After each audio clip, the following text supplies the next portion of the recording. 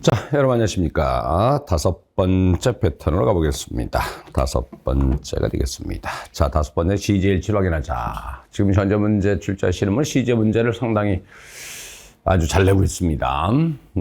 잘 내고 있습니다. CJ라는 것은 어떻게 보면 영어의 가장 기본이다라고 볼 수 있겠죠. 영어의 CJ는 12개가 있는데 그 12개에 대해서 모두 다 물어본다라기보다는 사실상 정해진 특정의 경우에만 가령 뭐 since는 현재 완료고 쓴데라든지 뭐 이런 것 등을 물어보는 것이 기본이다. 이제 그런 말씀 드릴 수 있겠고요. 일단은 그 가운데서 CJ 일치를 물어보는 것이 일단은 가장 크다.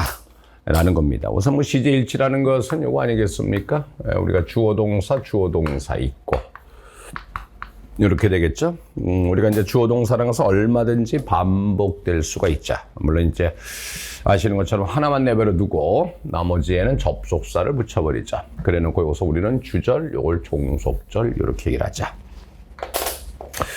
그래서 CJ 일치의 기본은 뭐냐면 일단은 여기에서 만일에 이 동사가 주절의 시제가 현재다, 미래다, 만일에 현재 완료다.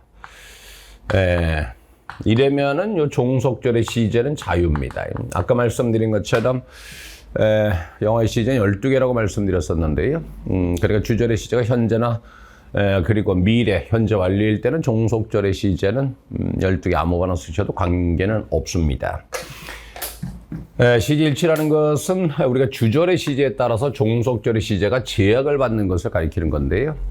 그러니까 현재나 미래나 현재 완료일 때는 제약을 받지 않는다는 얘기겠죠. 그렇다면 우리가 이제 제약을 받는 게 어느 경우냐 이건데 주절이 과거일 때가 되죠.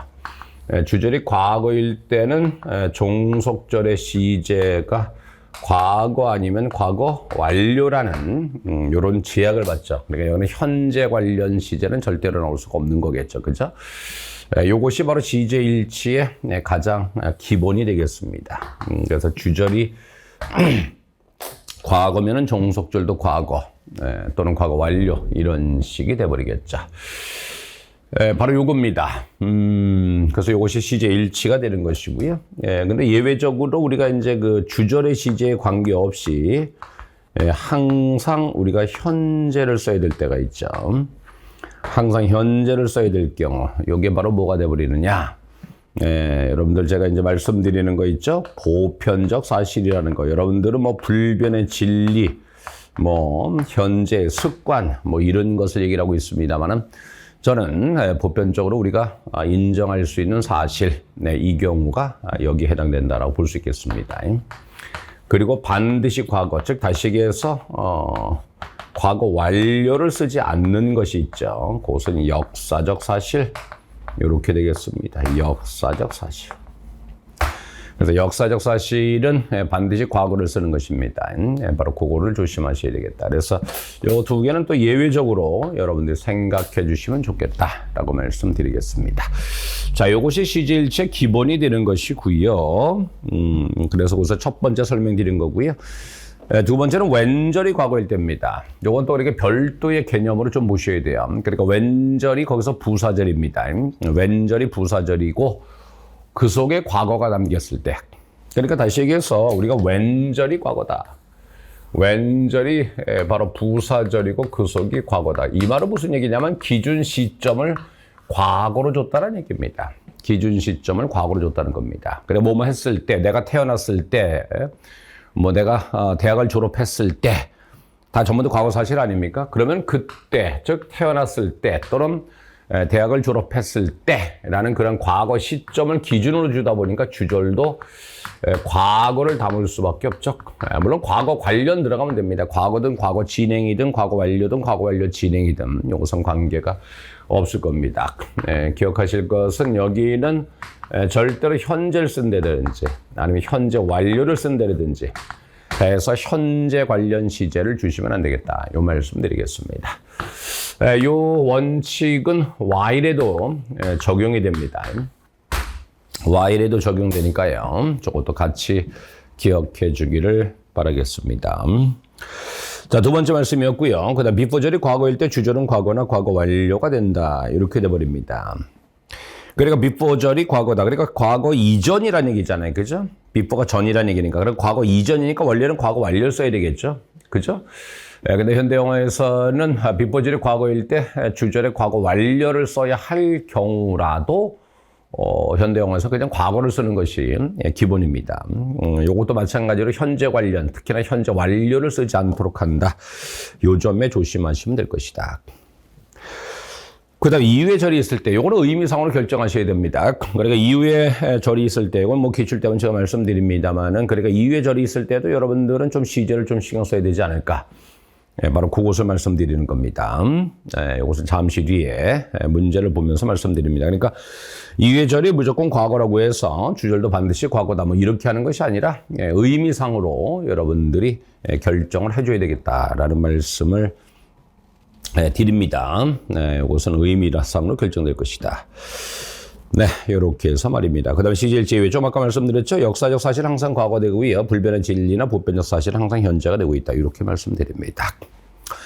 이제 4번을 보시게 된 말입니다. 이제 보기 4번입니다. 내가 단번에 그 시험에 합격할 수 있다는 꿈에도 생각하지 못했다 그랬는데요. 거기서 I couldn't dream이 주절이죠.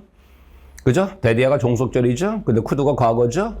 이와 같이 해서 주절이 과거고 종속절이 나왔다. 그럼 어떻게 돼줘야 되느냐? 종속절도 과거가 돼줘야 됩니다.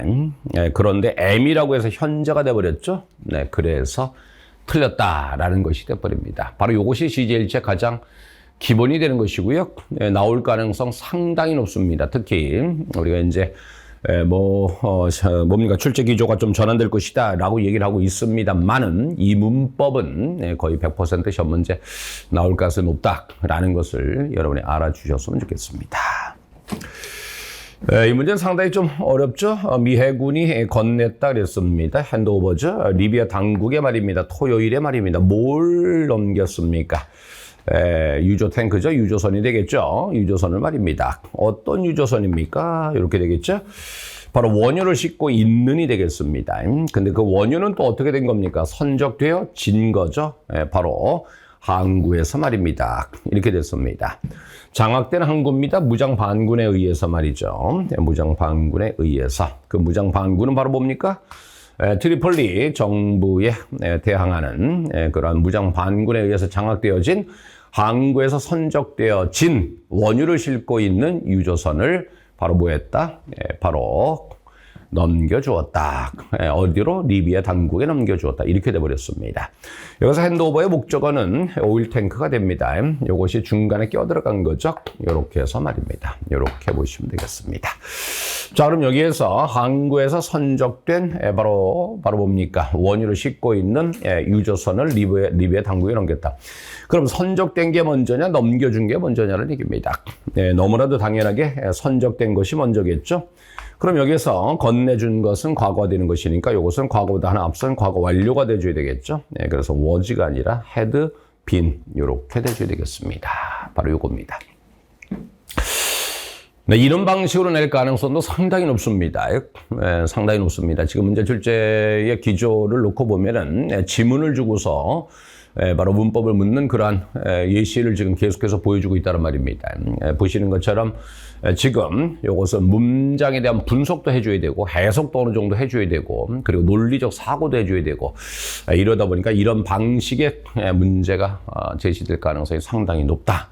바로 그겁니다. 그죠? 선적된 것이 리비아 당국에 넘겨준 것보다는 당연히 먼저다. 이래 되겠습니다. 그럼 건네준 것을 넘겨준 것이 과거라고 한다면 선적된 것은 그보다 앞선 과거 완료가 돼야 되지 않겠냐라는 것이 되겠습니다. 바로 이것이 됩니다.